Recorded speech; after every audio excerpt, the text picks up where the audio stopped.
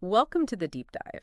Today, we're stepping into the really fascinating world of Celtic wrestling. Yeah, it's a rich area. We've pulled together some great sources, historical accounts, old rule sets, even some, interesting illustrations. And they all sort of paint this picture of how grappling arts developed across the Celtic regions, how they're connected, and how they changed over, well, centuries. What I found really insightful is how these traditions, you sometimes think of them as isolated, right? Mm, But the sources show they're actually part of this much bigger tapestry, cultural exchange, athletic development across the Celtic world. exactly. It's not just separate pockets. Absolutely. Yeah. And for everyone listening, you want the key takeaways without getting bogged down in endless detail. Right. Cut to the chase. That's our mission here. We're going to pull out the most interesting bits, those surprising connections, the key details that make it all click. Sounds good. Okay, so let's get into it.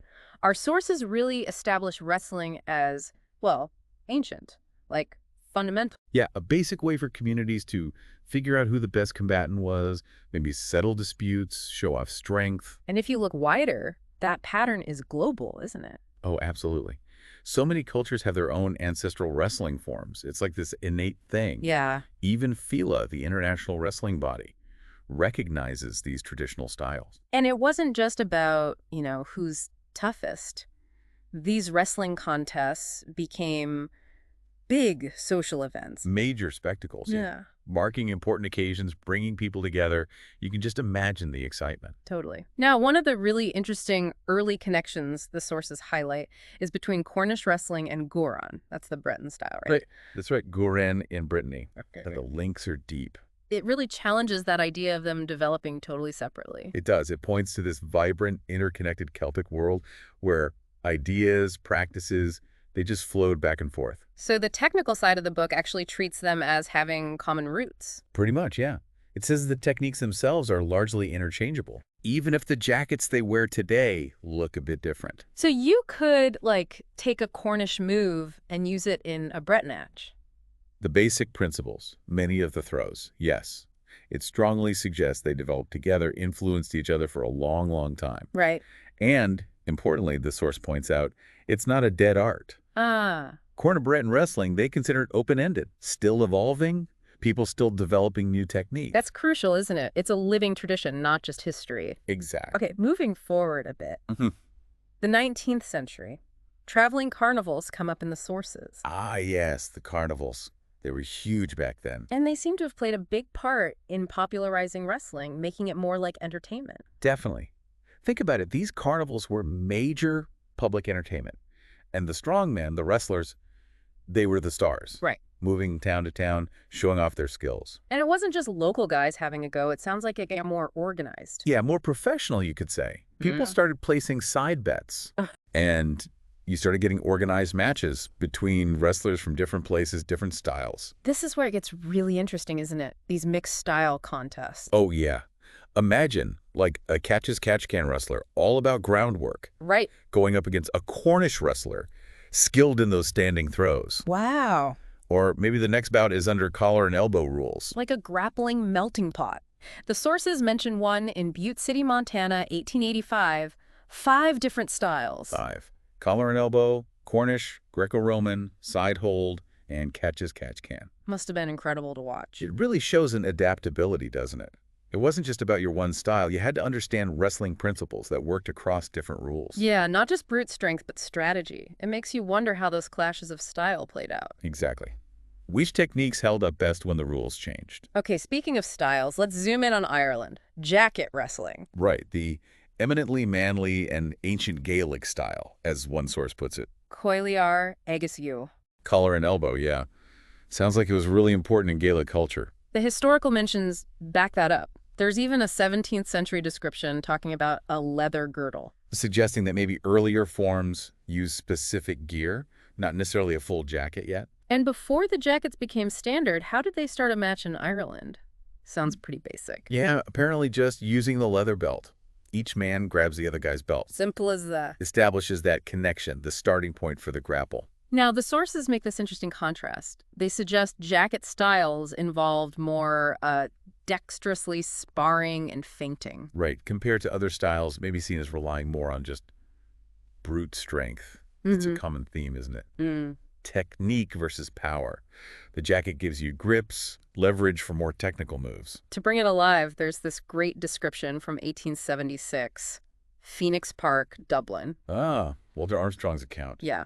Thousands watching a collar and elbow match, and people throwing their coats down as a challenge. That image, laying down the coats, it's powerful, really shows the seriousness. Definitely. And the rules for a fall he describes, hand, knee, back, or side touching down, sound a bit like Cumberland rules, actually. Oh, interesting. Another connection. Hints at shared ideas, maybe, across the British Isles. And it wasn't just a one-off thing. Collar and elbow seems to have had a golden age in Ireland. Kildare, especially.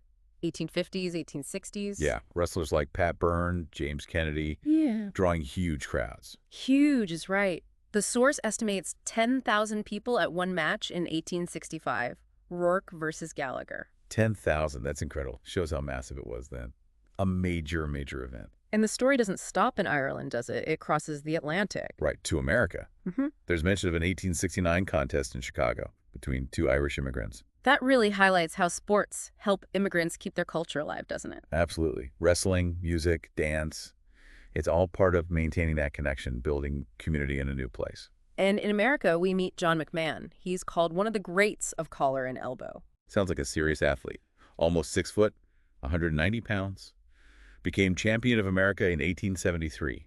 That championship itself shows wrestling was getting more organized over there. Yeah, developing structures, recognizing top competitors in these traditional styles. One of McMahon's big matches was against Albert Ellis, an English champion. Lightweight, though. Right, Devonshire and Cornwall champion.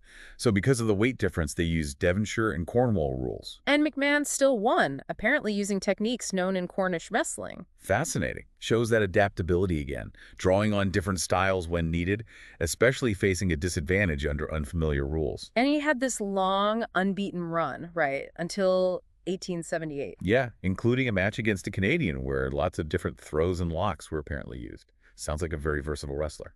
But like we said with the mixed styles, when different traditions meet, things can get tricky. Oh, definitely. The source mentions incomprehension and disputes. Exactly. Your reflexes are trained for one set of rules. What's legal or smart in your style might be a foul or just bad strategy in another. Totally. If you're used to going to the ground, being forced to stay standing with a fixed grip, completely different game. Exactly. So let's get specific about collar and elbow mechanics. Standing style, very particular grip. That's key. Right hand on the opponent's collar, left hand on their elbow. On a special jacket. And the aim. Throw the opponent. Using things like hip throws, the cross buttock, trips, and something called the grapevine lock, similar to an inside lock, targeting limbs and torso, it seems. And the rules around the jacket and grip were super strict. Yeah, mandated a knit shirt under this short, strong jacket, strong collar, strong sleeve, Okay. and that right-hand grip on the collar, near the left ear, fixed. You couldn't loosen it, shift it, break it until a fall.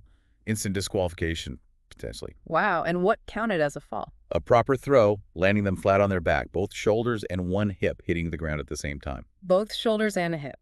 Okay. And interestingly, the ref didn't have much power to just declare a winner unless there was a clear foul, like kicking or breaking that hold. And the Police Gazette organized championships. That's random. Isn't it?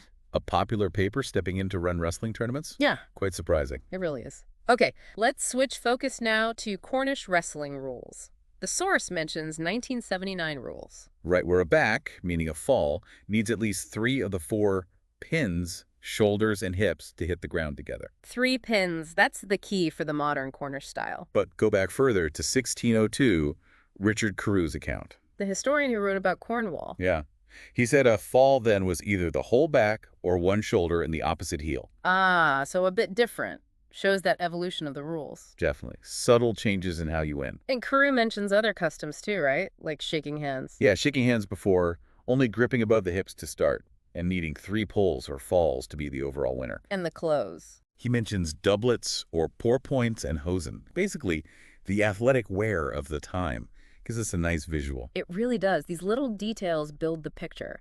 Now, that collar and elbow grip, Sources suggest it might have come from an older girdle grip. Yeah, possibly from the Middle Ages across the British Isles. Yeah. It suggests this continuous evolution of how wrestlers connected. And we know harnesses were used in Cornish and Irish wrestling in the 16th, 17th centuries. Right, which supports that idea of earlier grips going around the body. Contrasting with Iceland, where the harness and glima came much later, apparently from just holding the trousers. Interesting difference in development there.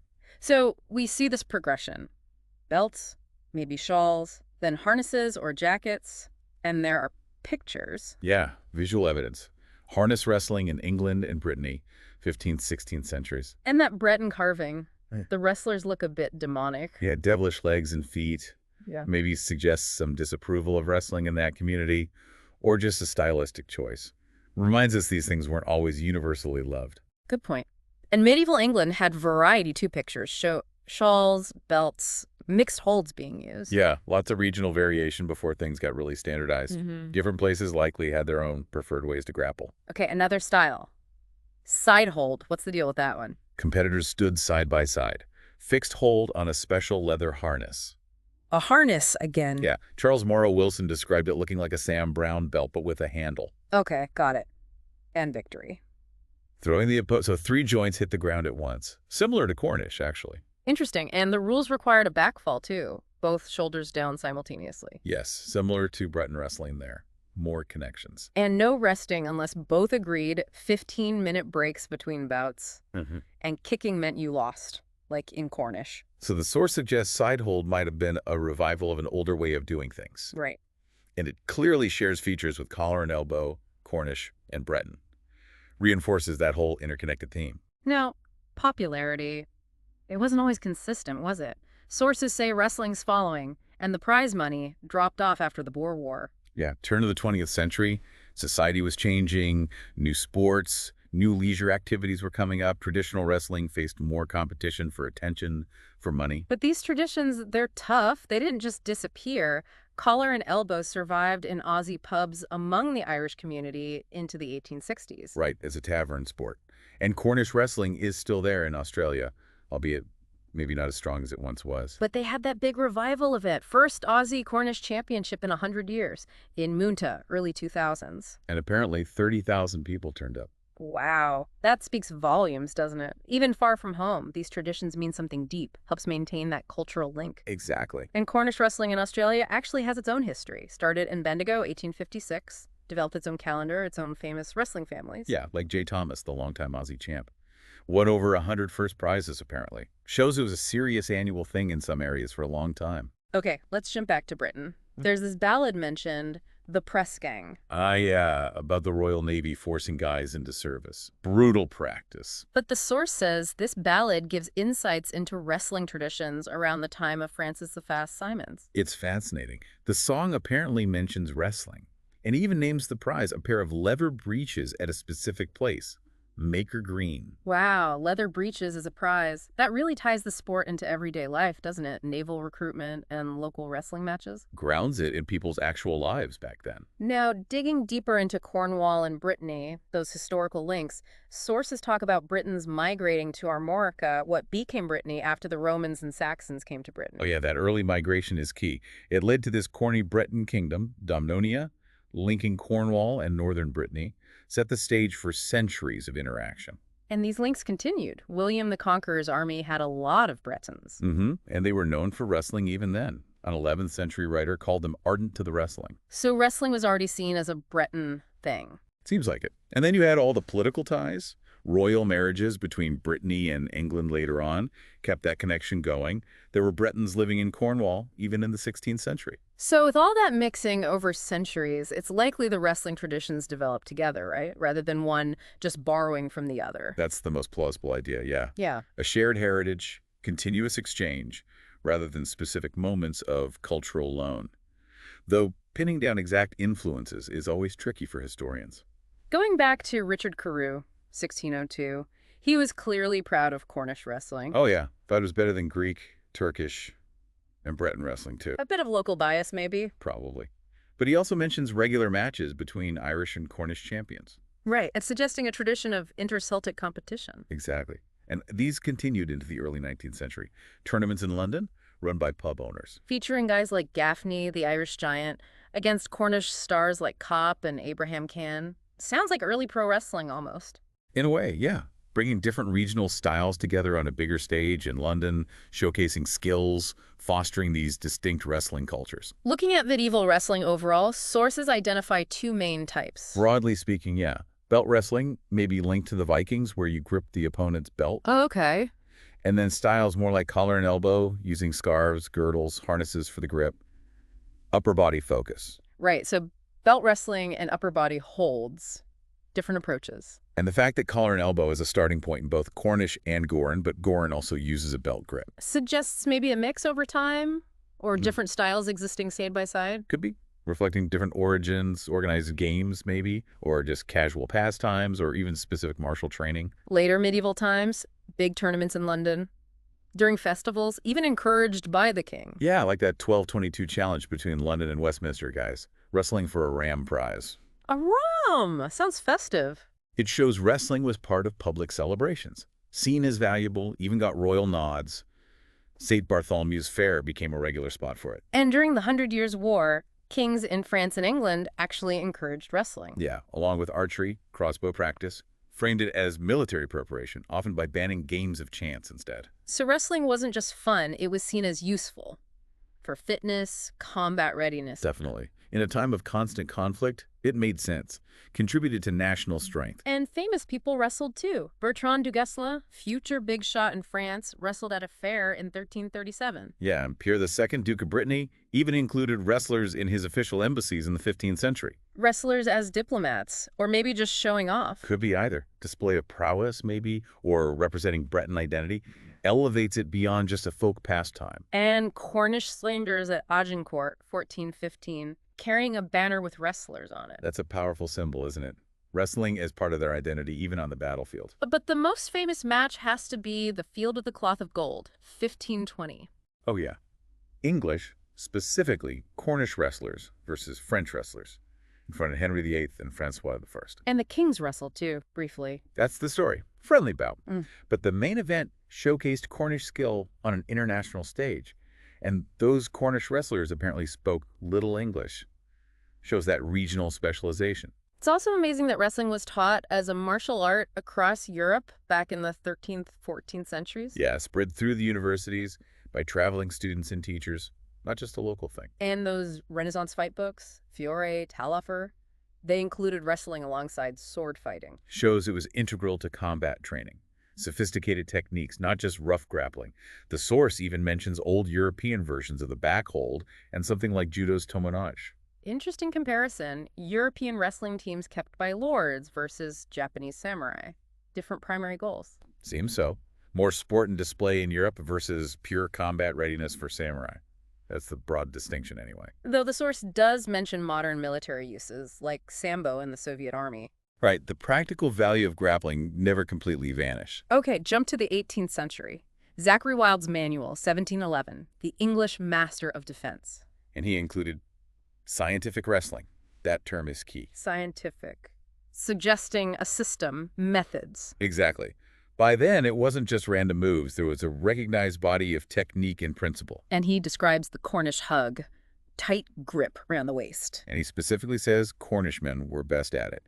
Acknowledges that regional expertise, even if the style was maybe known wider than just Cornwall and Devon. Then comes Sir Thomas Parkins, 1713, The In-Play, or the Cornish hug wrestler, first wrestling manual in Britain. Groundbreaking stuff. He really tried to elevate wrestling, called it a gymnastic and defensive exercise, promoted it, got support from important people, changed perceptions. And he detailed techniques. In play, like flying horse, buttock. Yeah, and outplay, which he linked to loose leg wrestling, the Norfolk style, Yeah. even advised on what clothes to wear. Very systematic. And he laid out rules for matches. Winner by last man standing, or first to get 3 falls or 9 foils. Right. Structured competition. Those foils sound like near falls, or points for getting an advantage. Adds complexity. Speaking of Norfolk style, that 70-40 book by Leighton, shin kicking plus grappling, sounds painful. Definitely unique. Yeah. Highlights that regional variation. And yeah, maybe a bit more brutal than some other styles. And within Cornish wrestling, that difference between offhand play outplay and closing play in play. Basically, outplay was the initial phase. Grips, maneuvering, trying for a quick throw, often using collar, elbow, wrist holds. Okay. In play, the close hug was when they got in tight. Body contact leading to hip throws, locks, that kind of thing. By 1840, Donald Walker's book covers Cornish, Devon, and Cumberland and Westmoreland styles. Still popular. Yeah, but interestingly, he gives way more detailed rules for Cumberland and Westmoreland than for Cornish. Why do you think that was? Maybe C&W rules were more formally written down by then. Or just Walker's focus. Cornish rules seem to have stayed more traditional oral for longer. And the way to challenge someone in Cornish wrestling, throw your hat in the ring. Classic symbolic gesture. A direct, personal challenge. Walker also mentioned two main approaches in Cornish: forehand play and afterplay. Most preferred forehand. It seems so. And specific moves linked to each. But again, fully written Cornish rules only really came together in the 1900s. Late compared to some. Shows the strength of that oral tradition, maybe. Very likely. Formalizing rules often happens when you want to promote or regulate a sport more widely. We have lists from the sources. Tournaments in Devon, London, early 19th century. Winners named. Yeah, it gives a real snapshot of the competitive scene then. Who the top guys were in the West Country and London. And comparing Devon and Cornish wrestlers around 1826, Devon guys were bigger, heavier, maybe more experienced. That's what the source suggests. And Abraham Can, the Devon wrestler, won a lot of prize money. High stakes. There was that controversial Can versus Polkinghorn match. After that, top Devon wrestlers started focusing more on London. Yeah, and the source hints this might have led to wrestling declining a bit in Devon itself. Shows how the movement of top athletes can shift focus. Right. Fascinating knock-on effect. Okay, let's look at Gouren in Brittany, 19th, early 20th century. Less written detail available. Yeah, compared to Cornwall, slower newspaper development, more rural society. So historians rely more on songs, poems, folklore, that kind of thing. Makes it trickier to piece together the history. Definitely. Especially when foreign travelers at the time had this romanticized view of Brittany as, like, medieval and unchanging. So their accounts might be a bit skewed. Possibly. Important to consider the observer's perspective. Romantic views can miss nuances. But we do have Emile Silvestre's description from the 1830s. Wrestling at Cinque Feasts in Cornwall. Sounds vibrant. Oh, wonderfully vivid. Yeah. He talked about the announcements, the sacred fountains nearby, the sounds, the atmosphere, and the challenge format for the matches. Real community events tied into local customs. And that Breton wrestling saying, if you wrestle with your own strength, stay. If you have strength borrowed from the devil, go away. Great saying. Really emphasizes fair play, genuine skill over dodgy advantages. Yeah. A strong code of honor. There was also artistic interest in Gouren back then. Paintings, sculptures. Yeah, quite a bit. The Pont-Aven school, influenced by Gauguin, depicted wrestling, added to this sort of mythical aura around the sport. And this happened around the time there was a movement to preserve Breton culture. Exactly. A folkloric movement emerged, concerned about Breton identity, language, traditions declining. People like Jacques Cambry, the Celtic Academy. Okay. And a lot of the 19th century descriptions we have of Gouren actually come from those sources. People actively trying to document and save traditions. But maybe not as much focus on the technical details compared to Cornwall. Seems that way, yeah. Yeah. The focus was perhaps broader on the cultural context. Then, early 20th century, wrestling becomes kind of fashionable in Europe. Plus, tourism is growing. Yeah, leading to more interest in these exotic traditional styles from different regions. Probably boosted interest in Celtic wrestling, too. And efforts started to properly organize Breton wrestling. Unions, federations like URB, FALSAB. Important steps towards creating formal structures, standardizing things. But then, World War I, devastating impact. Absolutely tragic. So many wrestlers killed from both Brittany and Cornwall, and society changed drastically afterwards. Many pre-war tournaments just disappeared. A huge loss. Immense. For the sport and for the communities. But after the war, people tried to revive things. Yes, dedicated efforts. The Cornish County Wrestling Association, CCWA, formed in 1928. Okay. And that first Inter-Celtic Championship in Cornwall, 1929, the focus was really on cultural reunion, shared heritage, not just winning. Reconnecting after the trauma. Makes sense. Key figures in Cornwall pushing for that revival. And in Brittany, the Fédération de la Lutte Bretonne formed in 1930, standardizing Gouren rules and clothing. Yep, a big step in formalizing Gouren as a distinct, organized sport. Interestingly, those early Falseb rules were more about regulating wrestlers, stopping fixed matches, than the techniques themselves. Seems like ensuring fair play and integrity was the first priority. Building trust before getting into the nitty-gritty of the rules. And the International Committee helped create written rules for the inter-Celtic events later on. Yeah, essential for having unified regulations when different regions competed together. So, the basic rules for Gouren after Falseb. Standing style. Aim for a lamb. That's a fall on both shoulders simultaneously. Time limits. If no lamb, extra time, then points based on near falls and stuff. Okay. Then, zooming out again, the International Federation of Celtic Wrestling, a file C, formed in 1985, broader goal.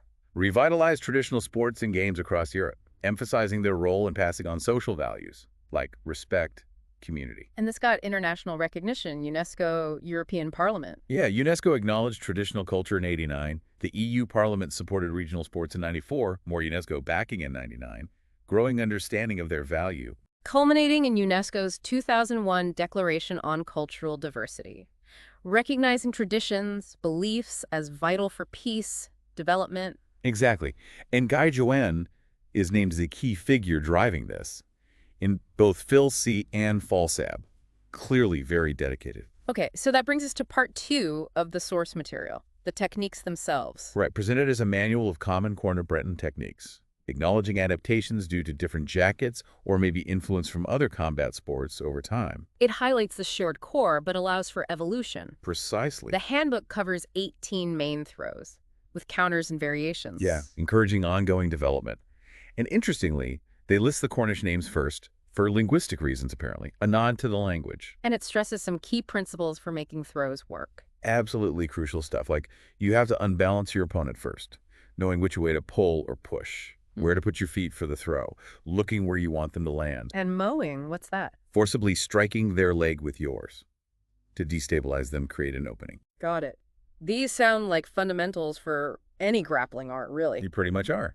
Essential basics for beginners and experienced wrestlers alike. And the descriptions are really detailed, giving Cornish names, Breton names, other English names, even linking to techniques in older manuals. Super comprehensive. Great for comparing, understanding the connections to the different terminology. So the source then breaks down specific throws. Cornish heel trip, hip throw, foot lock, cross buttock, flying mare, back heel trip, inside crook. Yeah, giving step-by-step instructions for the attacker, key points to remember, and crucially, how the defender might block or counter. Shows it's a dynamic exchange, not just executing a move in isolation. Exactly. Action, reaction, strategy. It's what makes wrestling compelling. And finally, the sources wrap up with results from inter-Celtic championships, from 1929 right up to 2006. Yeah, listing locations, dates, weights, winners from Cornwall, Brittany, Scotland, England, even Iceland, Friesland, Canaria, Leon. Wow, quite a wide reach. Shows the ongoing life of these traditions. Definitely. And the list notes the cancellation in 1938, the break for WWII, reminders of how world events impact even these cultural practices. And there's a big bibliography at the end. Books, journals. Loads of them. Shows the depth of academic work that's been done. Plenty for listeners to explore further if they want. Highlights key texts like Celtic Wrestling, Our Culture. Okay. So wrapping up this deep dive, what are the big takeaways? Well, we've seen how ancient and widespread Celtic wrestling is, how closely related styles like Cornish and Breton are, historically and technically. Right. We've tracked the evolution of rules, how it rose and fell in popularity, and the constant efforts to keep these traditions alive. Yeah, that resilience is amazing, isn't it? Despite everything, they persist. They really do. And they're still sources of cultural identity, athletic competition. I was genuinely surprised by the level of detail, the sheer number of connections hidden in what seems like a niche topic. It's much richer than you might first think. Absolutely. The way these styles influenced each other, adapted, it really shows how living traditions work. So a final thought for our listeners. As you think about all this, consider what lessons these ancient wrestling traditions with their focus on skill, community, cultural identity might offer us today. Yeah, how do they relate to modern sports, to efforts to preserve culture? Think about that mix of local custom and bigger historical forces that shape them and still shape them. Definitely a lot to chew on there. Hopefully this deep dive has given everyone a really engaging look into that world. Until next time.